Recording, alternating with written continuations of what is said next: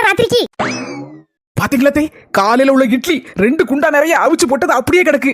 அதான் தேவையான ஸ்டைல்ல இனிமையான இட்லி உப்புமா பண்ண போறேன். என் செல்லமே இப்பதான் புரியுது 2 குண்டா இட்லி எதுக்கு மீதியாச்சுன்னு. காலையில நீ வரல சாப்பிடறதுக்கு. இட்லி உப்புமாவா இப்ப செய்ய போறியா?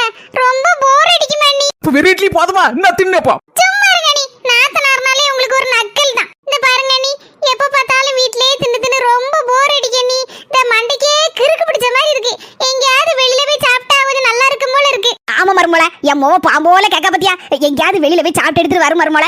சொன்னா கேளு. அவ்வளவுதானே உங்க சொல்லுக்கு மறு சொல்லியாது. நம்ம நாத்தோட ஆசையை நிறைவேற்றி வைக்கிறது ஏன் கடமை. வாங்க போவோம். ஏட்டி என் மக்கா அங்க போய் சாப்பிடும் போது எலி குறைச்ச மாதிரி தின்னுட்டு கூடாதுல. நல்ல பிரியாணி கிரியாணி மட்டன் கிட்டனு எல்லாத்தையும் வாங்கி ஒரேடி அடிச்சு நொறுக்கிறோம்னா நாங்க எந்த ஹோட்டல்ல போய் சாப்பிட போறோம். இதுக்கு போற வரக்கூடிய கதையை இன்னைக்குள்ள லாங் வீடியோல பாப்போம் சொந்தங்களே.